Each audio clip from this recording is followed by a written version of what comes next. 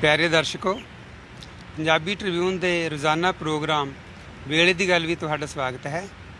सारिਆਂ ਨੂੰ प्यार भरी सत श्री अकाल, आदाब, नमस्ते। मैं बलविंदर सिंह सिपरे। अज असी गल करांगे पंजाब सरकार वालों पिछले समय दौरान अचानक पिंडां दियां खासकर शामलाट जमीनां नूं अक्वायर किए जाण बारे। इस बारे साडे नाल गल करन लई साडे नाल हाज़र हन पंजाबी ट्रिब्यून के न्यूज़ कोआर्डीनेटर श्री हमीर सिंह जी। हमीर सिंह जी, तुहाडा स्वागत है। जी, शुक्रिया। सर, ये दसो कि अज जिवें पंजाबी ट्रिब्यून विच खबर छपी है लुधियाना जिले के पिंड सेखोवाल की जमीन अक्वायर करने बारे, इस तो पहला कुछ होर पिंडां बारे भी अजिहियां खबरां छपियां हैं। इन्हां नाल दलित परिवारां नूं भी काफ़ी प्रभाव पिया, उन्हां दी रोज़ी रोटी का ही सवाल खड़ा हो गया है। इस दे पिछोकड़ बारे ਇਹਦੇ 'ਚ ਬਿਲਕੁਲ ਕਈ ਦਿਨਾਂ ਤੋਂ ਚਰਚਾ ਦਾ ਮੁੱਦਾ ਹੈ। ਚਾਹੇ ਪਹਿਲਾਂ ਇਹ ਮੱਤੇਵਾੜਾ ਜੰਗਲ ਦੇ ਨਾਂ ਤੇ ਚਰਚਾ ਦਾ ਮੁੱਦਾ ਹੈ ਕਿ ਜੰਗਲ ਤੇ ਅਸਰ ਪਊਗਾ ਕਿਉਂਕਿ ਬਾਹਰ ਹੈ, ਪਰ ਇਹ ਅਸਲ ਦੇ ਵਿੱਚ ਜਿਹੜੀ ਸੇਖੋਵਾਲ ਦੀ ਪਿੰਡ ਹੈ ਇਹ 100% ਦੀ ਦਲਿਤ ਆਬਾਦੀ ਵਾਲਾ ਪਿੰਡ ਹੈ। ਇੱਥੇ ਹੋਰ ਕੋਈ ਵੀ ਨਹੀਂ ਰਹਿੰਦਾ ਔਰ ਇਸ ਪਿੰਡ ਦੀ ਆਪਦੀ ਜੱਦੀ ਜਾਇਦਾਦ ਕੁਝ ਵੀ ਨਹੀਂ ਹੈ, ਕੋਈ ਵੀ ਨਹੀਂ ਹੈ। ਸਾਰੀ ਦੀ ਸਾਰੀ ਸਾਮਲਾਟ ਦੇ ਸਾਰੀ ਦੀ ਸਾਰੀ ਹੁਣ ਉਹਨਾਂ ਨੇ ਖਰੀਦਣ ਦਾ ਫੈਸਲਾ ਕਰ ਲਿਆ ਕਿ ਅਸੀਂ ਇਹ ਖਰੀਦ ਲਈਏ। ਇਹਦਾ ਮਤਲਬ ਕੀ ਹੋਏਗਾ? ਫਿਰ ਮਤਲਬ ਇਹ ਹੋਏਗਾ ਇੱਕ ਤਰ੍ਹਾਂ ਨਾਲ ਪਿੰਡ ਉਜੜ ਰਿਹਾ। ਔਰ ਹੁਣ ਤੱਕ ਕੀ ਸੀਗਾ ਸਾਮਲਾਟ ਜ਼ਮੀਨ ਤੇ ਹਰ ਘਰ 80 ਘਰ ਨੇ ਸਾਰੇ ਉੱਥੇ, ਤੇ ਉਹ ਸਾਰੇ ਘਰ 5-5 ਏਕੜ ਵੰਡ ਕੇ ਖੇਤੀ ਕਰ ਲੈਂਦੇ ਸੀ ਤੇ ਆਪਣਾ ਗੁਜ਼ਾਰਾ ਚਲਾਉਂਦੇ ਸੀ। ਹੁਣ ਤੱਕ ਇਦੋਂ ਪਹਿਲਾਂ ਵੀ ਉਹਨਾਂ ਨੇ 36 ਸਾਲ ਗੌਰਮੈਂਟ ਨਾਲ ਮੁਕੱਦਮਾ ਲੜਿਆ, ਸੁਪਰੀਮ ਕੋਰਟ ਤੱਕ ਮੁਕੱਦਮਾ ਲੜਿਆ ਕਿ ਜ਼ਮੀਨ ਸਾਡੀ ਹੈ। ਪਹਿਲਾਂ ਆਲੂ ਫਾਰਮ ਨੂੰ ਦੇਤੀ, ਕਦੇ ਕੁਛ ਕਰਤਾ ਕਦੇ ਕੁਛ ਕਰਤਾ। ਔਰ ਦਿਲਚਸਪ ਗੱਲ ਇਹ ਹੈ ਕਿ ਇਹ 1992-93 ਦੇ ਵਿੱਚ ਜਦੋਂ ਬੇਅੰਤ ਸਿੰਘ ਮਿਨਿਸਟਰੀ ਸੀ, ਉੱਥੋਂ ਦੇ ਇੱਕ ਸਾਬਕਾ ਸਰਪੰਚ ਧੀਰਾ ਸਿੰਘ ਇਹ ਦੱਸਦੇ ਨੇ ਕਿ ਅਸੀਂ ਉਹਨੂੰ ਵਿੱਚ ਪਾ ਕੇ ਕਿਹਾ ਵੀ ਹੁਣ ਸਾਨੂੰ ਕਬਜ਼ਾ ਦਿਵਾ ਦਿਓ, ਸਾਨੂੰ ਅਦਾਲਤ ਨੇ ਤਾਂ ਸਾਡੇ ਪੱਖ 'ਚ ਕਰਤਾ। ਤੇ ਮੰਤਰੀ ਨੂੰ ਪੇਸ਼ਕਸ਼ ਇਹ ਕੀਤੀ ਕਿ 50 ਏਕੜ ਜ਼ਮੀਨ ਤੁਹਾਨੂੰ ਦੇ ਦਿੰਦੇ ਆ। ਕਹਿੰਦੇ ਮੰਤਰੀ 200 ਏਕੜ ਤੇ ਅੜਿਆ ਰਿਹਾ ਵੀ 200 ਮੈਨੂੰ ਦਿਓ ਤਾਂ ਤੁਹਾਨੂੰ 200 ਬਾਕੀ ਦਵਾਉਂਦੇ ਆ। ਕਹਿੰਦੇ ਫਿਰ ਅਸੀਂ ਕਿਹਾ ਵੀ ਨਹੀਂ, ਐ ਨਹੀਂ ਹੈ, ਇੰਨਾ ਤਾਂ ਨਹੀਂ ਅਸੀਂ ਕੁਝ ਕਰ ਸਕਦੇ, ਫਿਰ ਅਸੀਂ ਐਵੇਂ ਹੀ ਚੱਲਾਂਗੇ। ਬਹੁਤ ਔਖੇ ਉਹਨਾਂ ਨੇ ਕਬਜ਼ਾ ਲਿਆ, ਘੱਟੋ ਘੱਟ 100 ਏਕੜ ਦਾ।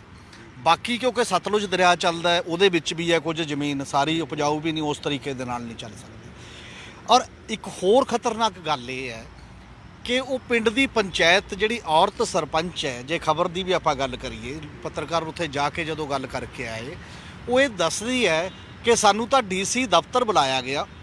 ਡੀਸੀ ਦਫ਼ਤਰ ਬੁਲਾ ਕੇ ਸਾਨੂੰ ਇਹ ਕਿਹਾ ਗਿਆ ਸੀਗਾ ਕਿ ਤੁਹਾਡੇ ਅਸੀਂ 200 ਏਕੜ ਦੇ ਵਿੱਚ ਇੱਕ ਪਾਰਕ ਬਣਾਵਾਂਗੇ। ਉਹਨਾਂ ਨੂੰ ਨਹੀਂ ਪਤਾ ਕੋਈ ਇੰਡਸਟਰੀ ਪਾਰਕ ਕੀ ਹੈ ਜਾਂ ਬਣੇ ਵੀ ਇੱਕ ਪਾਰਕ ਬਣਾਵਾਂਗੇ ਤੇ ਇੰਨੀ ਲਵਾਂਗੇ, ਤੇ ਸਾਨੂੰ ਪਤਾ ਹੀ ਨਹੀਂ, ਨਾ ਸਾਨੂੰ ਇਹ ਦੱਸਿਆ ਵੀ ਉਹਦਾ ਰੇਟ ਕੀ ਦੇਵਾਂਗੇ। ਹੁਣ ਕਹਿੰਦੇ ਸਾਨੂੰ ਪਤਾ ਲੱਗਿਆ ਵੀ ਇਹ ਤਾਂ 407 ਏਕੜ ਜਿਹੜੀ ਸਾਰੀ ਆ ਉਹੀ ਲੈ ਲਈ, 200 ਨਹੀਂ ਲਿਆ। ਜੇ ਇਹ ਗੱਲ ਸੱਚ ਹੈ, ਜੇ ਜਦੋਂ ਸਾਰਾ ਪਿੰਡ ਇੱਕ ਗਵਾਹੀ ਦੇ ਰਿਹਾ ਕਿ ਸਾਡੇ ਨਾਲ ਬਲਫ ਹੋਇਆ, ਤਾਂ ਕਿਉਂ ਨਹੀਂ ਇਹ ਜਾਂਚ ਹੁੰਦੀ? ਇਹ ਉੱਚ ਪੱਧਰੀ ਜਾਂਚ ਦਾ ਵਿਸ਼ਾ ਹੈ। ਕੋਈ ਸਰਕਾਰੀ ਅਫਸਰ ਇੱਕ ਚੁਣੇ ਹੋਏ ਨੁਮਾਇੰਦਿਆਂ ਦੀ ਗੈਰ ਜਾਣਕਾਰੀ ਜਾਂ ਉਹਨਾਂ ਦੀ ਅਣਜਾਣਤਾ ਦਾ ਫਾਇਦਾ ਉਠਾ ਕੇ ਉਹਨਾਂ ਨੂੰ ਗਮਰਾਹ ਕਰੇ ਤੇ 420 ਦਾ ਪਰਚਾ ਬਣਦਾ ਅਸਲ ਦੇ ਵਿੱਚ ਕਿ ਤੁਸੀਂ ਫਰਾਡ ਕੀਤਾ। ਤੁਸੀਂ ਐਂ ਪਿੰਡ ਨਾਲ ਫਰਾਡ ਨਹੀਂ ਕਰ ਸਕਦੇ, ਚੁਣੀ ਹੋਈ ਪੰਚਾਇਤ ਨਾਲ ਐ ਨਹੀਂ ਕਰ ਸਕਦੇ ਜਿਸ ਤਰੀਕੇ ਨਾਲ ਕੀਤਾ। ਔਰ ਇਸ ਕਰਕੇ ਜੇਕਰ ਉਹ ਪੰਚਾਇਤ ਦੀ ਗੱਲ ਠੀਕ ਹੈ ਤਾਂ ਪੰਚਾਇਤ ਦੇ ਮਾਮਲੇ 'ਚ ਉਹਦੀ ਇਹੀ ਖਬਰ ਪੜ੍ਹ ਕੇ ਪੰਜਾਬ ਸਰਕਾਰ ਨੂੰ ਇੱਕ ਉੱਚ ਪੱਧਰੀ ਜਾਂਚ ਕਮਿਸ਼ਨ ਬਿਠਾਉਣਾ ਚਾਹੀਦਾ, ਜਿਹੜਾ ਇਹ ਸਾਬਤ ਕਰੇ। ਜੇ ਅਫਸਰਾਂ ਦੀ ਗਲਤੀ ਨਿਕਲਦੀ ਹੈ ਕਿ ਵਾਕਈ ਉਹਨਾਂ ਨਾਲ ਇਵੇਂ ਕੀਤਾ ਗਿਆ ਤਾਂ ਉਹਨਾਂ ਖਿਲਾਫ ਬਣਦੀ ਕਾਰਵਾਈ ਕਰਨੀ ਚਾਹੀਦੀ ਹੈ। ਪੰਚਾਇਤ ਦੀ ਜ਼ਮੀਨ ਤਾਂ ਬਾਅਦ ਦੀ ਗੱਲ ਹੈ ਕਿ ਇਹਨੂੰ ਐਕਵਾਇਰ ਕਰਨਾ ਜਾਂ ਨਹੀਂ ਕਰਨਾ। ਔਰ ਇਹਦੇ ਤੋਂ ਇਲਾਵਾ ਇਦੋਂ ਪਹਿਲਾਂ ਵੀ ਜਿੰਨੀਆਂ ਜ਼ਮੀਨਾਂ ਐਕਵਾਇਰ ਕੀਤੀਆਂ, ਕਿਉਂਕਿ ਜਿਹੜਾ ਵਿਲੇਜ ਕਾਮਨ ਲੈਂਡ ਐਕਟ ਹੈ ਉਹਦੇ ਤਹਿਤ ਜਿਹੜੀ ਸ਼ਾਮਲਾਤ ਜ਼ਮੀਨ ਹੈ ਕਿਸੇ ਵੀ ਪਿੰਡ ਦੀ, ਉਹਦੇ 'ਚ 1/3 ਹਿੱਸਾ ਦਲਿਤਾਂ ਦਾ। ਔਰ ਜੇ ਤੁਸੀਂ ਦੇਖੋ ਖਾਸ ਤੌਰ 'ਤੇ ਸੰਗਰੂਰ ਦੇ ਵਿੱਚ ਜਾਂ ਹੋਰ ਜ਼ਿਲ੍ਹਿਆਂ 'ਚ ਵੀ ਹੁਣ ਥੋੜ੍ਹਾ ਹੋ ਗਿਆ, ਉਹ ਦਲਿਤ ਕਾਫੀ ਪਿਛਲੇ 8-10 ਸਾਲ ਤੋਂ ਜਾਗਰੂਕ ਹੋ ਕੇ ਉਹ ਆਪਣੇ 1/3 ਹਿੱਸਾ ਬੋਲੀ 'ਤੇ ਮੰਗਦੇ ਨੇ। ਉਹਦੇ ਲਈ ਵੀ ਪ੍ਰੋਬਲਮ ਹੈ, ਉਹਦੇ ਲਈ ਵੀ ਬਹੁਤ ਜ਼ਿਆਦਾ। ਘਰਾਚੋਂ ਪਿੰਡ ਹੈ ਭਵਾਨੀਗੜ੍ਹ ਦੇ ਨੇੜੇ, ਤੇ ਉੱਥੇ ਕਿੰਨੇ ਦਿਨਾਂ ਤੋਂ ਟਕਰਾਅ ਚੱਲ ਰਿਹਾ। ਉਹ ਕਹਿੰਦੇ ਨੇ ਸਾਨੂੰ ਸਸਤਾ ਦਿਓ ਤੇ ਸਾਨੂੰ 1/3 ਹਿੱਸਾ ਦਿਓ। ਪ੍ਰਸ਼ਾਸਨ ਵਿੱਚ ਆ ਜਾਂਦਾ ਹੈ, ਕਦੇ ਪੁਲਿਸ ਆ ਜਾਂਦੀ ਹੈ ਅਲੱਗ। ਮਤਲਬ ਉਸ 'ਤੇ ਵੀ ਜੇਕਰ ਜਿਹੜੇ ਪਿੰਡ ਦੀ ਸਾਰੀ ਜ਼ਮੀਨ ਚਲੀ ਗਈ ਤਾਂ ਫਿਰ ਉਹ ਦਲਿਤ ਕੀ ਕਰਨਗੇ? ਐਵੇਂ ਹੀ ਆਹ 5 ਪਿੰਡ ਨੇ ਜਿਹੜੇ ਰਾਜਪੁਰੇ ਦੇ ਨੇੜੇ ਹਾਂਜੀ। ਇੱਥੇ ਦੀ 1002 ਏਕੜ ਜ਼ਮੀਨ ਐਸੇ ਕੈਬਨਿਟ ਦੇ ਫੈਸਲੇ ਦੇ ਵਿੱਚ ਲਈ ਗਈ ਹੈ ਤੇ ਉਸ ਕੈਬਨਿਟ ਦੇ ਫਾਈਲ ਤੋਂ ਉੱਥੇ ਦੀ 1000 ਏਕੜ 'ਚ ਵੀ ਇਹ 5 ਪਿੰਡਾਂ ਕੋਲ ਕੋਈ ਜ਼ਮੀਨ ਨਹੀਂ ਬਚਦੀ। ਇਹਨਾਂ ਨੇ ਕੀ ਕੀਤਾ, ਜਦੋਂ ਕਾਸ਼ਤਕਾਰ ਰੌਲਾ ਪਾਉਂਦੇ ਸੀ ਕਿ ਅਸੀਂ ਨਹੀਂ ਦੇਣੀ, ਉਹਨਾਂ ਨਾਲ ਸਮਝੌਤਾ ਕਰ ਲਿਆ। ਸਮਝੌਤਾ ਇਹ ਕਰ ਲਿਆ ਕਿ 26 ਲੱਖ ਰੁਪਇਆ ਪੰਚਾਇਤ ਨੂੰ ਦੇਵਾਂਗੇ ਏਕੜ ਦਾ ਤੇ 9 ਲੱਖ ਤੁਹਾਨੂੰ ਦੇ ਦਾਂਗੇ ਜਿਹੜੇ ਕਾਸ਼ਤਕਾਰ ਹੋ। ਪਰ ਇਹਦਾ ਹਰਮੀਤ ਸਿੰਘ ਮਤਲਬ ਜੀ ਕੀ ਹੋਇਆ? ਇਹਦੇ 'ਚ ਇੱਕੋ ਹੀ ਗੱਲ ਹੈ, ਮਤਲਬ ਇਹ ਹੈ ਕਿ ਜਿਹੜੇ ਗੈਰ ਕਾਸ਼ਤਕਾਰ ਨੇ, ਦਲਿਤ ਨੇ, ਜਿਨ੍ਹਾਂ ਕੋਲ ਜ਼ਮੀਨ ਨਹੀਂ ਹੈ, ਉਜੜਨਗੇ ਤਾਂ ਉਹ ਵੀ ਨਾਲ ਨਾ। ਜਾਂ ਫਿਰ ਜੇ ਤੁਸੀਂ ਜ਼ਮੀਨ ਲੈਣੀ ਸੀ ਤਾਂ ਜਿਹੜਾ 2013 ਦਾ ਲੈਂਡ ਐਕੁਜੀਸ਼ਨ ਐਕਟ ਬਣਿਆ ਹੋਇਆ ਹੈ ਉਹਦੇ ਤਹਿਤ ਲਾਓਗੇ ਤਾਂ ਉਹ ਲਾਗੂ ਹੁੰਦਾ। ਉਹਦੇ 'ਚ 3 ਗੱਲਾਂ ਨੇ। ਠੀਕ ਹੈ ਜੀ। ਇੱਕ ਗੱਲ ਸਭ ਤੋਂ ਵੱਡੀ ਇਹ ਹੈ ਕਿ ਸੋਸ਼ਲ ਇੰਪੈਕਟ ਅਸੈਸਮੈਂਟ ਕਰਾਈ ਜਾਂਦੀ ਹੈ, ਅਨੁਮਾਨ ਲਾਇਆ ਜਾਂਦਾ ਵੀ ਇਹ ਪੂਰੇ ਪਿੰਡ ਤੇ ਚਾਹੇ ਉਹ ਜ਼ਮੀਨ ਵਾਲਾ ਬੇਜ਼ਮੀਨ ਆ ਉਹ ਤੇ ਅਸਰ ਕੀ ਪਏਗਾ। ਉਹਨਾਂ ਨੂੰ ਵੀ ਮੁਆਵਜ਼ਾ ਦੇਣਾ ਪੈਂਦਾ ਜਿਹੜੇ ਬੰਦਿਆਂ ਕੋਲ ਜ਼ਮੀਨ ਨਹੀਂ ਹੈ। ਦੂਜੀ ਗੱਲ ਇਹ ਹੈ ਕਿ ਜੇ ਐਕਵਾਇਰ ਹੁੰਦੀ ਹੈ ਤਾਂ 80% ਪਿੰਡ ਦੇ ਵੋਟਰਾਂ ਦੀ ਸਹਿਮਤੀ ਲੈਣੀ ਜ਼ਰੂਰੀ ਹੈ, ਜਿਹੜੇ ਕਿ ਗ੍ਰਾਮ ਸਭਾ ਦੀ ਗੱਲ ਹੈ। ਤੀਜੀ ਗੱਲ ਇਹ ਹੈ ਵੀ ਜੇ 5 ਸਾਲਾਂ ਦੇ ਅੰਦਰ ਜਿਹੜੇ ਮਕਸਦ ਲਈ ਉਹ ਜ਼ਮੀਨ ਲਈ ਜਾ ਰਹੀ ਹੈ ਉੱਥੇ ਉਹ ਚੀਜ਼ ਨਹੀਂ ਬਣਦੀ ਤਾਂ ਉਹ ਵਾਪਸ ਕਰਨੀ ਪੈਂਦੀ ਹੈ। ਇਸ ਕਰਕੇ ਸਰਕਾਰ ਹੁਣ ਕੀ ਕਰਦੀ ਹੈ ਵੀ ਉਸ ਕਾਨੂੰਨ ਤਹਿਤ ਨਾ ਲਓ, ਆਪਾਂ ਸ਼ਾਮਲਾਟ ਦੀ ਜ਼ਮੀਨ ਪੰਚਾਇਤਾਂ ਤੋਂ ਐਵੇਂ ਲਿਖਾ ਲਓ। ਉਹ ਨਹੀਂ, ਤਰੀਕਾ ਹੈ। ਇਹ ਹੈ ਹਰਮੀਤ ਸਿੰਘ ਜੀ ਤੁਹਾਡੀ ਗੱਲ, ਪਰ ਗਵਰਨਮੈਂਟ ਦਾ ਇਹੀ ਕਹਿਣਾ ਕਿ ਅਸੀਂ ਤਾਂ ਪੰਚਾਇਤ ਦੀ ਸਹਿਮਤੀ ਨਾਲ ਲਈ ਹੈ, ਤਾਂ ਇਹ ਮਤਲਬ ਅਸੀਂ ਫਿਰ ਜਾਂ ਜਿਹੜੇ ਲੋਕ ਇਤਰਾਜ਼ ਉਠਾ ਰਹੇ ਨੇ ਨਾ, ਜਦੋਂ ਪੰਚਾਇਤ ਨੇ ਸਹਿਮਤੀ ਦਿੱਤੀ ਤਾਂ ਇਹ ਕਿਵੇਂ ਮਤਲਬ ਵਾਜਬ ਹੈ? ਵੈਸੇ ਤਾਂ ਇਹ ਗੱਲ ਹੈ ਕਿ ਪੰਚਾਇਤ ਕੇਵਲ ਪਿੰਡ ਦੀ ਕਾਰਜਕਾਰੀ ਬਾਡੀ ਹੈ, ਗ੍ਰਾਮ ਸਭਾ ਪਿੰਡ ਦੀ ਅਸਲ 'ਚ ਅਥਾਰਟੀ ਹੈ। ਜਿਵੇਂ ਪਾਰਲੀਮੈਂਟ ਤੇ ਅਸੈਂਬਲੀ ਹੁੰਦੀ ਹੈ ਤੇ ਗਵਰਨਮੈਂਟਾਂ ਨੂੰ ਸਾਰੇ ਵਸੀਲੇ ਵੇਚ ਦੇਣ ਦਾ ਹੱਕ ਨਹੀਂ ਹੁੰਦਾ, ਉਹਨਾਂ ਨੂੰ ਪਾਰਲੀਮੈਂਟ ਤੇ ਅਸੈਂਬਲੀਆਂ 'ਚ ਲਿਆਉਣਾ ਪੈਂਦਾ। ਕੀ ਕਿਸੇ ਵੀ ਪਿੰਡ ਦੀ ਗ੍ਰਾਮ ਸਭਾ ਤੋਂ ਸਹਿਮਤੀ ਲਈ ਗਈ? ਕਿਸੇ ਪਿੰਡ ਦੀ ਗ੍ਰਾਮ ਸਭਾ ਦੀ ਸਹਿਮਤੀ ਨਹੀਂ ਲਈ ਗਈ। ਦੂਜੀ ਗੱਲ ਕਹਿੰਦੇ ਨੇ ਪੰਚਾਇਤਾਂ ਤੋਂ ਪੁੱਛਿਆ, ਆ ਸੇਖੇਵਾਲਾ ਦੀ ਤਾਂ ਪੰਚਾਇਤ ਕਹੀ ਜਾ ਰਹੀ ਹੈ ਸਾਡੇ ਨਾਲ ਫਰਾਡ ਕੀਤਾ, ਸਾਡੇ ਤੋਂ ਵੀ ਨਹੀਂ ਪੁੱਛਿਆ ਲਿਆ। ਅਗਲੀ ਗੱਲ ਇਹ ਹੈ ਕਿ ਪੰਚਾਇਤਾਂ ਦੀ ਸਹਿਮਤੀ ਨਹੀਂ ਹੈ। ਜੇ ਤੁਸੀਂ ਬਹੁਤ ਬਰੀਕੀ ਨਾਲ ਜਾ ਕੇ ਦੇਖੋ, ਜਾਂ ਸਰਪੰਚਾਂ ਨੂੰ ਡਰਾਇਆ ਜਾ ਰਿਹਾ ਹੈ ਜਾਂ ਲਾਲਚ ਦਿੱਤਾ ਜਾ ਰਿਹਾ ਹੈ। ਇਹ ਦੋਨੇ ਗੱਲਾਂ ਨੇ। ਇਹਦੇ 'ਚ ਬਹੁਤ ਇਨਸਾਫ ਪਸੰਦਗੀ ਨਾਲ ਨਹੀਂ ਚੀਜ਼ਾਂ ਹੋ ਰਹੀਆਂ। ਔਰ ਆ ਸ਼ਹਿਰੀ 5 ਪਿੰਡਾਂ 'ਚੋਂ ਸ਼ਹਿਰੀ ਦੀ ਪੰਚਾਇਤ ਨੇ ਗ੍ਰਾਮ ਸਭਾ ਬੁਲਾਈ, ਗ੍ਰਾਮ ਸਭਾ ਬੁਲਾ ਕੇ ਰੱਦ ਕਰਤਾ ਕਿ ਅਸੀਂ ਨਹੀਂ ਲੈਣੀ। ਔਰ ਜਿਵੇਂ ਉਹਨੂੰ ਚਿੱਠੀਆਂ ਕੱਢੀਆਂ ਗਈਆਂ ਕਿ ਤੁਸੀਂ ਲਾਕਡਾਊਨ 'ਚ ਗ੍ਰਾਮ ਸਭਾ ਦਾ ਇਜਲਾਸ ਕੀਤਾ, ਤੁਹਾਡੇ ਖਿਲਾਫ ਕਿਉਂ ਨਾ ਕਾਰਵਾਈ ਕੀਤੀ ਜਾਏ, ਤੁਸੀਂ ਆਹ ਨਹੀਂ ਕੀਤਾ, ਨਹੀਂ ਚਿੱਠੀ ਪੱਤਰ ਕੱਢਣ ਲੱਗ ਗਏ। ਡੀਸੀ ਨੇ ਬੁਲਾ ਲਿਆ, ਡੀਡੀਪੀਓ ਨੇ ਬੁਲਾ ਲਿਆ ਤੇ ਉਹਦੇ ਖਿਲਾਫ ਕਾਰਵਾਈ ਕਰਾਂਗੇ।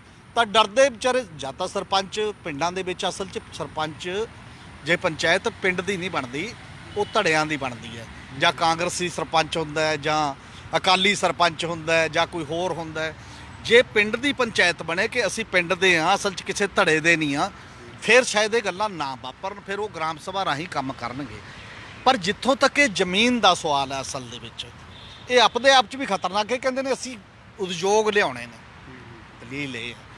ਇਦੋਂ ਪਹਿਲਾਂ ਤੁਸੀਂ ਪੰਜਾਬ ਦੀਆਂ ਜ਼ਮੀਨਾਂ ਜਿਹੜੀਆਂ ਸ਼ਾਮਲਾਟਾਂ ਨੇ, ਪੰਜਾਬ ਦੀ ਸਰਕਾਰ ਨੇ ਆਦਰਸ਼ ਸਕੂਲਾਂ ਲਈ 15 ਤੋਂ 20 ਏਕੜ ਜ਼ਮੀਨ ਸਾਰੇ ਬਲਾਕਾਂ ਦੇ ਵਿੱਚ ਲਈ। ਉਹ 15 ਵੀ ਨਹੀਂ ਚੱਲ ਰਹੇ ਔਰ ਸਾਰੀ 15 ਤੋਂ 20 ਏਕੜ ਜ਼ਮੀਨ ਖਾਲੀ ਪਈਆਂ ਨੇ। ਫਿਰ ਇੱਕ ਪਾਲਿਸੀ ਬਣਾ ਲਈ ਕਿ ਜਿਹੜੇ ਪਸ਼ੂ ਬਾੜੇ ਨੇ ਉਹਨਾਂ ਲਈ ਹਰ ਜ਼ਿਲ੍ਹੇ 'ਚ 25 ਏਕੜ ਜ਼ਮੀਨ ਲਈ। ਤੇ ਪਸ਼ੂ ਬਾੜੇ ਕਿੱਥੇ ਕੰਮ ਕਰ ਰਹੇ ਨੇ, ਕਿੰਨੇ ਕੁ ਕੰਮ ਕਰ ਰਹੇ ਨੇ, ਉਹ ਤੁਹਾਡੇ ਸਾਹਮਣੇ ਆ, ਦਿਖਾ ਦਿਓ। ਤੇ ਫਿਰ ਇਹੀ ਕਾਂਗਰਸ ਦੇ ਜਿਹੜੇ ਪ੍ਰਧਾਨ ਸੁਨੀਲ ਜਾਖੜ ਜਦੋਂ ਸਰਕਾਰ ਬਣਨ ਤੋਂ ਪਹਿਲਾਂ ਇੱਥੇ ਪ੍ਰੈਸ ਕਾਨਫਰੰਸ ਕੀਤੀ, ਉਹਨਾਂ ਦਾ ਆਪਣਾ ਕਹਿਣਾ, ਇੱਕ ਰਿਕਾਰਡ ਹੈ ਇਹ ਮੰਦਰ ਇੰਡਸਟਰੀ ਡਿਪਾਰਟਮੈਂਟ ਦਾ ਵੀ, ਕਿ 2014 ਤੱਕ 7 ਸਾਲਾਂ ਦੇ ਦੌਰਾਨ 18,770 ਉਦਯੋਗ ਬੰਦ ਹੋ ਚੁੱਕੇ ਨੇ ਪੰਜਾਬ ਦੇ। ਤੇ ਜੇ ਉਹ ਬੰਦ ਹੋ ਚੁੱਕੇ ਨੇ, ਜੇ ਤੁਸੀਂ ਇੰਡਸਟਰੀ ਲਈ ਨਵਿਆਂ ਨੂੰ ਤੁਸੀਂ ਕਹੀ ਜਾਂਦੇ ਹੋ ਕਿ ਅਸੀਂ ਲੈ ਕੇ ਆਉਣਾ, ਤੇ ਪੁਰਾਣੇ ਹੀ ਚਲਾ ਲਓ। ਗੋਬਿੰਦਗੜ੍ਹ ਉਜੜ ਰਿਹਾ, ਲੁਧਿਆਣਾ ਉਜੜ ਰਿਹਾ, ਬਟਾਲਾ ਉਜੜ ਚੁੱਕਿਆ, ਬਾਕੀ ਸਾਰੇ ਕਿਤੇ ਨੇ। ਉਹ ਕਿਵੇਂ ਲਿਆਓਗੇ ਇੰਡਸਟਰੀ? ਅੱਜ ਦੇ ਤਾਲਾਬੰਦੀ ਦੇ ਦੌਰ 'ਚ ਕੌਣ ਲਿਆਏਗਾ, ਕਿਵੇਂ ਲਿਆਏਗਾ? ਇਹਨੂੰ ਤੁਸੀਂ ਰੀਅਲ ਅਸਟੇਟ ਦੇ ਵਿੱਚ ਲੈ ਜਾਣਾ ਚਾਹੁੰਦੇ ਹੋ, ਇਹ ਖਾਲੀ ਪਿਆ ਹੋਏਗਾ। ਪੰਜਾਬੀ ਟ੍ਰਿਬਿਊਨ 'ਚ ਇੱਕ ਚਿੱਠੀ ਵੀ ਛਪੀ ਆ, ਉਹ ਪਹਿਲਾਂ ਵਾਲੀ ਗੱਲ ਵੀ ਹੈ। ਉਹ ਇਹ ਹੈ ਕਿ ਆ 5 ਪਿੰਡ ਜਿਹੜੇ ਪਟਿਆਲੇ ਜ਼ਿਲ੍ਹੇ ਦੇ ਵਿੱਚ ਹੀ ਪੈਂਦੇ ਨੇ, 1100 ਏਕੜ ਜ਼ਮੀਨ ਇੱਥੋਂ ਦੀ ਐਕਵਾਇਰ ਕਰ ਲਈ ਸੀ। ਸ੍ਰੀ ਰਾਮ ਕੰਪਨੀ ਹੈ ਜਿਹੜੀ ਫਰਟੀਲਾਈਜ਼ਰ ਬਣਾਉਂਦੀ ਹੈ ਕਾਫੀ, ਉਹਨੂੰ ਦੇਣ ਦੇ ਵਾਸਤੇ। ਉਹਦੇ 'ਚ ਹੋਇਆ ਇਹ ਕਿ ਪਿੰਡ ਦੇ ਬੰਦਿਆਂ ਨੇ ਸੰਘਰਸ਼ ਕਮੇਟੀ ਬਣਾਈ, ਹਜੇ ਤੱਕ ਬਣੀ ਹੋਈ ਹੈ ਇਲਾਕੇ ਦੀ ਸੰਘਰਸ਼ ਕਮੇਟੀ। ਕੇਵਲ 98 ਏਕੜ 'ਚੋਂ ਫੈਕਟਰੀ ਲੱਗੀ ਹੋਈ ਹੈ ਔਰ ਬਾਕੀ 450 ਏਕੜ ਦੇ ਕਰੀਬ ਪਿੰਡ ਵਾਲੇ ਵਾਪਸ ਲੈਣ 'ਚ ਕਾਮਯਾਬ ਹੋ ਗਏ ਕਿ ਜਦ ਇਹਦੀ ਲੋੜ ਹੀ ਨਹੀਂ। 553 ਏਕੜ ਤੇ ਲੜਾਈ ਅਜੇ ਵੀ ਜਾਰੀ ਹੈ। 15 ਸਾਲਾਂ ਤੋਂ ਇੱਕ ਜ਼ਮੀਨ ਵਿਹਲੀ ਕਰਕੇ ਛੱਡਤੀ ਤੁਸੀਂ, ਜਿਨ੍ਹਾਂ ਤੇ ਲੋਕਾਂ ਨੇ ਰੋਜੀ ਰੋਟੀ ਕਮਾਉਣੀ ਸੀ, ਉਹਦੀ ਕੋਈ ਤੁਕ ਨਹੀਂ ਬਣਦੀ। ਤੁਸੀਂ ਫਿਰ ਉਹੀ ਜਿਹੀਆਂ ਵਿਹਲੀਆਂ ਪਈਆਂ ਜ਼ਮੀਨਾਂ ਦਾ ਕੀ ਕਰਦੇ ਹੋ? ਇਹ ਜਿਹੜੀਆਂ ਜ਼ਮੀਨਾਂ ਤੁਸੀਂ ਹੁਣ ਲੈ ਰਹੇ ਹੋ, ਇਹ ਲੋਕਾਂ ਦੀ ਰੋਜੀ ਰੋਟੀ ਜਾਣਦੀਆਂ ਨੇ। ਚੰਡੀਗੜ੍ਹ ਵਾਲੇ ਪਿੰਡਾਂ ਵਰਗਾ ਹਾਲ ਹੋ ਜਾਊਗਾ ਜਿਹੜਾ ਸੇਖੇ ਵਾਲੇ ਦਾ। ਆਲੇ ਦੁਆਲੇ ਇੰਡਸਟਰੀ ਹੋਊਗੀ, ਜ਼ਮੀਨ ਕੋਈ ਹੈ ਨਹੀਂ, ਦਲਿਤ ਘਰ ਨੇ, ਗਰੀਬ ਨੇ, ਅਜੇ ਵੀ ਐ ਨਜ਼ਰ ਆਉਂਦਾ ਕੱਚੇ ਘਰ ਨੇ ਵੀ ਇਹ ਪੰਜਾਬ 'ਚ ਹੈ ਪਿੰਡ ਅਜੇ ਵੀ ਦੇਖ ਕੇ, ਜੇ ਤੁਸੀਂ, ਕਿਉਂਕਿ ਸਤਲੁਜ ਸੀ, ਉੱਜੜ ਉੱਜੜ ਜਾਂਦੇ ਸੀ ਸਾਰਾ ਕੁਝ। ਸਰਕਾਰ ਨੂੰ ਉਹਨਾਂ ਦੀ ਮਦਦ ਕਰਨ ਦੀ ਬਜਾਏ ਉਹਨਾਂ ਨੂੰ ਉਜਾੜੇ ਦਾ ਰਾਹ ਨਹੀਂ ਅਪਣਾਉਣਾ ਚਾਹੀਦਾ, ਉਹਨੂੰ ਗੰਭੀਰਤਾ ਨਾਲ ਲੋਕਾਂ ਦੀ ਰਾਏ ਨੂੰ ਲੈਣਾ ਚਾਹੀਦਾ। ਔਰ ਦੂਜੀ ਗੱਲ ਇਹ ਵੀ ਹੈ ਕਿ ਇੱਕ ਸਿੱਖਿਅਤ ਹੋਣ ਦਾ ਸਵਾਲ ਹੈ। ਪੰਚਾਇਤਾਂ ਨੂੰ ਵੀ, ਪਿੰਡਾਂ ਦੇ ਬੰਦਿਆਂ ਨੂੰ ਵੀ ਟ੍ਰੇਨਿੰਗ ਦੇਣੀ ਹੁੰਦੀ ਹੈ, ਜਿਹੜੀ ਕਿ ਤੁਸੀਂ ਗ੍ਰਾਮ ਸਭਾ ਬਣਾ ਲਈ, ਤੁਸੀਂ ਪੰਚਾਇਤ ਬਣਾ ਲਈ, ਤੁਹਾਡੇ ਹੱਕ ਕੀ ਕੀ ਨੇ, ਤੁਸੀਂ ਕਿਵੇਂ ਆਪਣੇ ਹੱਕ ਲੈ ਸਕਦੇ ਹੋ। ਇਹ ਕੰਮ ਹੁਣ ਨਾ ਕੋਈ ਸਿਆਸੀ ਪਾਰਟੀ ਕਰ ਰਹੀ ਹੈ, ਨਾ ਜਥੇਬੰਦੀਆਂ ਕਰ ਰਹੀਆਂ ਨੇ। ਲੋਕਾਂ ਨੂੰ ਪਤਾ ਨਹੀਂ ਤਾਂ ਇਹ ਸ਼ਾਇਦ ਬਿਲਕੁਲ ਮਤਾ ਨਾ ਪਾਉਂਦੇ। ਜੇਕਰ ਇਹਨਾਂ ਨੂੰ ਇੰਨਾ ਕੁ ਪਤਾ ਹੁੰਦਾ ਕਿ ਸਾਡਾ ਤਾਂ ਇਹ ਸਾਰਾ ਹੀ ਲੈ ਜਾਣਗੇ ਉਜਾੜ ਕੇ, ਉਹ ਤਾਂ ਵਿਚਾਰੇ ਭਰੋਸੇ ਤੇ ਰਹੇ ਵੀ ਅਫਸਰ ਬੜੇ ਪੜ੍ਹੇ ਲਿਖੇ ਹੁੰਦੇ ਨੇ, ਸਾਡੇ ਫੇਵਰ 'ਚ ਨੇ, ਚਲੋ ਜੀ ਜਿਵੇਂ ਮਰਜ਼ੀ ਕਰਨਗੇ, ਆਪਣੇ ਫਾਇਦੇ 'ਚ ਹੀ ਕਰਨਗੇ। ਉਹ ਤਾਂ ਜਦੋਂ ਹੁਣ ਲੁੱਟਿਆ ਪੁੱਟਿਆ ਗਿਆ ਕੰਮ, ਉਦੋਂ ਬਾਅਦ ਪਤਾ ਲੱਗਦਾ ਅਸਲ ਦੇ ਵਿੱਚ ਜਿਹੜੀ ਪੰਚਾਇਤੀ ਜ਼ਮੀਨ ਹੈ ਪੰਚਾਇਤ ਦੇ ਨਹੀਂ ਸਕਦੀ।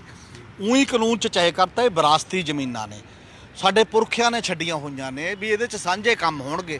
ਕੱਲ੍ਹ ਨੂੰ ਇਹਨਾਂ ਪਿੰਡਾਂ ਦੇ ਵਿੱਚ ਕੋਈ ਸਕੂਲ ਅਪਗ੍ਰੇਡ ਕਰਨਾ ਹੋਵੇ, ਕੱਲ੍ਹ ਨੂੰ ਕੋਈ ਡਿਸਪੈਂਸਰੀ ਖੋਲ੍ਹਣੀ ਹੋਵੇ, ਜ਼ਮੀਨ ਕਿੱਥੇ ਆ, ਫਿਰ ਕਿੱਥੋਂ ਆਊਗੀ? ਇਹਦਾ ਮਤਲਬ ਉਹਨਾਂ ਲੋਕਾਂ ਦਾ ਤਾਂ ਭਵਿੱਖ ਹੀ ਰੋਕਤਾ ਨਾ ਤੁਸੀਂ ਕਿ ਕਿਵੇਂ ਸਾਂਝੀ ਜ਼ਮੀਨ ਮਿਲੇਗੀ। ਬਿਲਕੁਲ ਜੀ, ਬਿਲਕੁਲ। ਔਰ ਤੁਸੀਂ ਪਾਲਿਸੀ ਬਣਾਈ ਹੋਈ ਹੈ ਕਿ ਜਿਹੜੇ ਬੇਜ਼ਮੀਨੇ ਬੰਦੇ ਨੇ ਜਾਂ ਦਲਿਤ ਜਾਂ ਬੇਜ਼ਮੀਨਾ ਜਿਹੜਾ ਵੀ ਹੈ, ਜੇ ਉਹਦੇ ਕੋਲ ਘਰ ਨਹੀਂ, ਤੁਸੀਂ 5 ਮਰਲੇ ਉਹਨੂੰ ਜਗ੍ਹਾ ਦਿਓਗੇ ਘਰ ਪਾਉਣ ਦੇ ਲਈ, ਜਾਂ ਤੁਸੀਂ ਉਹਦੀ ਸਾਰੀ ਸਾਮਲਾਟ ਜ਼ਮੀਨ ਲੈ ਲਈ, ਤੁਸੀਂ 5 ਮਰਲੇ ਕਿੱਥੋਂ ਦਿਓਗੇ? ਮਤਲਬ ਇਹਦੇ ਨਾਲ ਐ ਨਹੀਂ ਹੈ ਕਿ ਇਕੱਲਾ ਉਹਨਾਂ ਦਾ ਬਾਕੀ ਖੇਤੀ ਦਾ ਕੰਮ ਖੜਦਾ, ਉਹਨਾਂ ਦਾ ਟੋਟਲ ਸਕੀਮਾਂ ਦੇ ਵਿੱਚ ਜਿਹੜਾ ਲਾਭ ਉਹਨਾਂ ਨੂੰ ਮਿਲਣਾ ਸੀ ਉਹ ਵੀ ਬੰਦ ਹੋ ਜਾਂਦਾ। ਇਸ ਕਰਕੇ ਬਹੁਤ ਵੱਡਾ ਸਵਾਲ ਹੈ, ਉਹਨਾਂ ਦੀ ਜ਼ਿੰਦਗੀ ਦਾ ਸਵਾਲ ਹੈ, ਹੋਂਦ ਦਾ ਸਵਾਲ ਹੈ। ਇਹਦੇ ਬਾਰੇ ਜਾਗਰੂਕ ਹੋਣਾ ਪਏਗਾ। ਹੁਣ ਵੀ ਮੈਨੂੰ ਇਹ ਲੱਗਦਾ ਕਿ ਜਿਹੜੇ ਪਿੰਡਾਂ ਦੀਆਂ ਜ਼ਮੀਨਾਂ ਐਕਵਾਇਰ ਕੀਤੀਆਂ ਜਾ ਰਹੀਆਂ ਨੇ, ਜੇ ਉਹ ਪਿੰਡ ਗ੍ਰਾਮ ਸਭਾ ਬੁਲਾ ਕੇ ਉਹਨੂੰ ਰੱਦ ਕਰ ਦੇਣ ਕਿ ਸਾਡੀ ਪੰਚਾਇਤ ਦਾ ਮਤਾ ਗਲਤ ਹੈ, ਤਾਂ ਮੇਰਾ ਖਿਆਲ ਹੈ ਕਿ ਸਰਕਾਰ ਵੀ ਉਹਨੂੰ ਲੈ ਨਹੀਂ ਸਕਦੀ।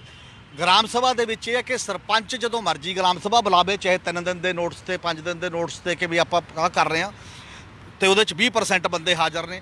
ਜੇ ਸਰਪੰਚ ਨਹੀਂ ਕਰਦਾ ਤਾਂ ਕਾਨੂੰਨ ਨੇ 20% ਵੋਟਰਾਂ ਨੂੰ ਹੱਕ ਦਿੱਤਾ ਹੈ ਕਿ ਉਹ ਦਸਤਖਤ ਕਰਾਉਣ, ਅੰਗੂਠੇ ਲਵਾਉਣ ਤੇ ਉਹ ਗ੍ਰਾਮ ਸਭਾ ਬੁਲਾਉਣ।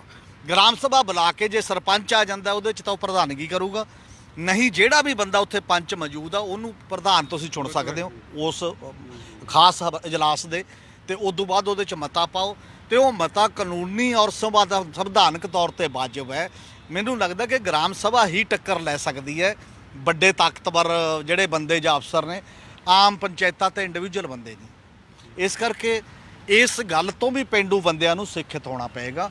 ਨਹੀਂ ਤਾਂ ਜਿਹੜੀ ਪਾਲਿਸੀ ਪਿੰਡਾਂ ਨੂੰ ਉਜਾੜਨ ਦੀ ਹੈ, ਪਿੰਡਾਂ 'ਚੋਂ ਖੇਤੀ ਉਜਾੜ ਦਿਓ, ਪਿੰਡਾਂ ਦੇ ਵਿੱਚੋਂ ਜਿਹੜੀ ਜ਼ਮੀਨ ਮਾੜੀ ਮੋਟੀ ਬਚੀ ਆ ਉਹ ਉਜਾੜ ਦਿਓ। ਸ਼ਹਿਰੀ ਕਲਚਰ ਨੇ ਕੀ ਦਿੱਤਾ ਸਾਡੇ ਸਾਹਮਣੇ ਆ, ਜਿਵੇਂ ਮਜ਼ਦੂਰ ਉਜੜ ਕੇ ਗਏ ਵਿਚਾਰੇ ਆ ਤਾਲਾਬੰਦੀ ਦੇ ਵਿੱਚ, ਸਭ ਨੇ ਦੇਖਿਆ। ਤੁਸੀਂ ਪੇਂਡੂ ਮਜ਼ਦੂਰਾਂ ਨੂੰ ਵੀ ਇਹ ਨਾ ਕਰੋ ਕਿ ਉਹਨੂੰ ਉਦੋਂ ਜ਼ਿਆਦਾ ਵੀ ਖਤਰਨਾਕ ਹਾਲਾਤ 'ਚ, ਜਾਂ ਤਾਂ ਤੁਹਾਡੇ ਕੋਲ ਉਦਯੋਗ ਲੱਗਦੇ, ਕੋਈ ਇੱਥੇ ਲਾਈਨਾਂ ਲੱਗੀਆਂ ਖੜੀਆਂ ਹੋਣ ਕਿ ਅੰਬਾਨੀ ਵੀ ਆ ਰਿਹਾ, ਅਦਾਨੀ, ਉਹਦੇ ਕੋਲ ਇੰਨੇ ਪੈਸੇ ਨੇ ਜੀ, ਤੁਹਾਡੇ ਸਿੱਟਣ ਆ ਰਿਹਾ। ਤੁਹਾਡੇ ਕੋਲ ਤਾਂ ਨਵਾਂ ਪੈਸਾ ਕੋਈ ਇਨਵੈਸਟ ਕਰਨ ਲਈ ਹਜੇ ਤਿਆਰ ਨਹੀਂ ਆ। ਪਹਿਲੇ ਜ਼ਮੀਨਾਂ ਲੈ ਲਓ, ਅਜੇ ਜਿੰਨੀਆਂ ਫਸਲਾਂ ਹੋ ਰਹੀਆਂ ਨੇ ਉਹ ਤਾਂ ਹੋਣ ਦਿਓ, ਜਦ ਕੋਈ ਆਊਗਾ ਉਦੋਂ ਦੇਖੀ ਜਾਊਗੀ। ਉਦੋਂ ਵੀ ਜੇ ਜ਼ਮੀਨ ਐਕਵਾਇਰ ਕਰਨੀ ਹੈ, ਜਨਰਲ ਐਕਵਾਇਰ ਕਰੋ ਔਰ 2013 ਦੇ ਲੈਂਡ ਐਕੁਜੀਸ਼ਨ ਐਕਟ ਦੇ ਮੁਤਾਬਕ ਐਕਵਾਇਰ ਕਰੋ। ਨਹੀਂ ਤਾਂ ਇਹ ਸਿੱਧੀ ਠੱਗੀ ਹੈ ਔਰ ਇਹ ਧੋਖਾ ਹੈ ਗਰੀਬ ਤੇ ਕਾਮਨ ਤੇ ਅਨਪੜ੍ਹ ਆਦਮੀ ਦੇ ਨਾਲ ਰਲ ਮਿਲ ਕੇ, ਜਿਹੜਾ ਇੱਕ ਸਿਆਸਤਦਾਨ ਤੇ ਬਿਊਰੋਕਰੇਟ ਰਲ ਕੇ ਕਰ ਰਿਹਾ। ਇਹੀ ਹੈ ਹਮੀਰ ਸਿੰਘ ਜੀ ਕਿ ਬਈ ਪਹਿਲਾਂ ਵੀ ਕਈ ਵਾਰ ਜ਼ਮੀਨਾਂ ਇਸ ਤਰ੍ਹਾਂ ਐਕਵਾਇਰ ਕੀਤੀਆਂ ਗਈਆਂ, ਦੂਜੀਆਂ ਸ਼ਾਮਲਾਟ ਤੋਂ ਬਿਨਾਂ ਵਾਹੀਯੋਗ ਜ਼ਮੀਨਾਂ ਵੀ ਐਕਵਾਇਰ ਕੀਤੀਆਂ ਗਈਆਂ ਇੰਡਸਟਰੀ ਦੇ ਨਾਂ 'ਤੇ, ਪਰ ਮੈਨੂੰ ਨਹੀਂ ਲੱਗਦਾ ਕਿ ਅੱਜ ਤੱਕ ਕੁਝ ਹੋਇਆ। ਤੇ ਹੁਣ ਤਾਂ ਲੋਕਡਾਊਨ ਵਾਲਾ ਕਰੋਨਾ ਕਰਕੇ ਇਸ ਤਰ੍ਹਾਂ ਦਾ ਕੁਝ ਵੀ ਸੰਭਵ ਨਹੀਂ ਹੈ ਜੀ। ਤੁਸੀਂ ਇਸ ਬਾਰੇ ਹੋਰ ਚਾਨਣਾ ਪਾਓ। ਬਿਲਕੁਲ, ਜਿੰਨੀਆਂ ਜ਼ਮੀਨਾਂ ਐਕਵਾਇਰ ਹੋਈਆਂ ਨੇ, ਜਿਵੇਂ ਬਰਨਾਲੇ ਵੇਲੇ ਕੋਲ ਟਰਾਈਡੈਂਟ ਨੇ ਇੱਕ ਸ਼ੂਗਰ ਮਿਲ ਲਈ ਕੀਤੀ ਸੀ, ਉਹ 3 ਪਿੰਡਾਂ ਦੇ ਸੰਘਰਸ਼ ਵੀ ਹੋਇਆ, ਇੰਨਾ ਜ਼ਿਆਦਾ ਡਾਂਗਾਂ ਵੀ ਚੱਲੀਆਂ, ਲੋਕਾਂ ਤੇ ਮੁਕੱਦਮੇ ਹੋਏ, ਸ਼ੂਗਰ ਮਿਲ ਤਾਂ ਲੱਗੀ ਉਹ ਨਹੀਂ ਅੱਜ ਤੱਕ, ਜ਼ਮੀਨ ਐਕਵਾਇਰ ਹੋ ਗਈ। ਗੋਬਿੰਦਪੁਰੇ 750 ਏਕੜ ਦੇ ਕਰੀਬ ਜ਼ਮੀਨ ਥਰਮਲ ਲਾਉਣ ਲਈ ਕੀਤੀ, ਅਜੇ ਤੱਕ ਉਵੇਂ ਹੀ ਪਈ ਹੈ।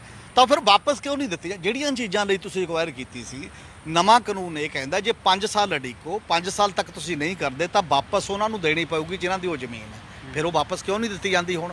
ਇਸ ਤਰ੍ਹਾਂ 1764 ਏਕੜ ਜ਼ਮੀਨ ਜਿਹੜੀ ਬਠਿੰਡੇ ਥਰਮਲ ਦੀ ਵਿਹਲੀ ਹੋਊਗੀ, ਉੱਥੇ ਵੀ ਤੁਸੀਂ ਕਹਿੰਦੇ ਹੋ ਅਸੀਂ ਪਾਰਕ ਬਣਾਵਾਂਗੇ। ਕਿੰਨਾ ਕੁ ਇੰਡਸਟਰੀਅਲ ਪਾਰਕ ਤੁਹਾਡੇ ਕੋਲ ਨੇ? ਪੈਸਾ ਲਾਉਣ ਲਈ ਕਿਤੇ ਕੋਈ ਤਿਆਰ ਨਹੀਂ। ਔਰ ਜਿਹੜੀ ਇੰਡਸਟਰੀ ਹਜ਼ਾਰਾਂ ਦੀ ਗਿਣਤੀ 'ਚ ਵੈਸੇ ਹੀ ਪੰਜਾਬ ਦੇ ਵਿੱਚ ਬੰਦ ਹੋ ਗਈ, ਪਹਿਲਾਂ ਉਹਨੂੰ ਚਲਾ ਲਓ, ਉੱਥੇ ਹੀ ਕਿੰਨੀਆਂ ਚੀਜ਼ਾਂ ਪਈਆਂ ਹੋਈਆਂ ਨੇ। ਇਸ ਕਰਕੇ ਜਿੰਨੀਆਂ ਵੀ ਜ਼ਮੀਨਾਂ ਤੁਸੀਂ ਪਹਿਲਾਂ ਲਈਆਂ ਨੇ, ਪੁਰਾਣੇ ਫੋਕਲ ਪੁਆਇੰਟ ਪਿੰਡਾਂ ਦੇ ਜ਼ਮੀਨ ਅਕਵਾਇਰ ਕਰੀ ਹੋਈ ਪਈ ਹੈ, ਉਹ ਖਾਲੀ ਪਏ ਨੇ, ਕਿਤੇ ਵੀ ਨਹੀਂ ਚੱਲ ਰਹੇ, ਉਹ ਜ਼ਮੀਨ ਲੈ ਲਓ ਤੁਸੀਂ ਜਿਹੜੀ ਪਹਿਲਾਂ ਹੀ ਤੁਹਾਡੇ ਕੋਲ ਪਈ ਹੈ। ਇਸ ਲਈ ਇਹ ਬਹੁਤ ਇੱਕ ਇਹਦੇ ਤੇ ਬੜੇ ਵੱਡੇ ਪੱਧਰ ਤੇ ਸੰਵਾਦ ਔਰ ਚਰਚਾ ਦੀ ਲੋੜ ਹੈ। ਸਰਕਾਰ ਮਨਮਾਨੇ ਤਰੀਕੇ ਦੇ ਨਾਲ ਫੈਸਲੇ ਕਰ ਰਹੀ ਹੈ, ਲੋਕਾਂ ਦੀ ਰਾਏ ਨਹੀਂ ਲੈ ਰਹੀ। ਜਮਹੂਰੀਅਤ 'ਚ ਲੋਕਾਂ ਦੀ ਰਾਏ ਬਹੁਤ ਇੰਪੋਰਟੈਂਟ ਹੁੰਦੀ ਹੈ।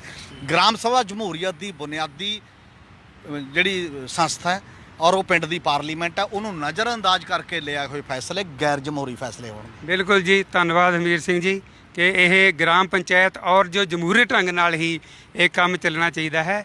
ਇਹ ਐਨੇ ਤੁਸੀਂ ਬਹੁਤ ਵਧੀਆ ਆਪਣੇ ਜਿਹੜੇ ਵਿਚਾਰ ਰੱਖੇ, ਧੰਨਵਾਦ। ਦਰਸ਼ਕਾਂ ਦਾ ਵੀ ਧੰਨਵਾਦ ਜੀ।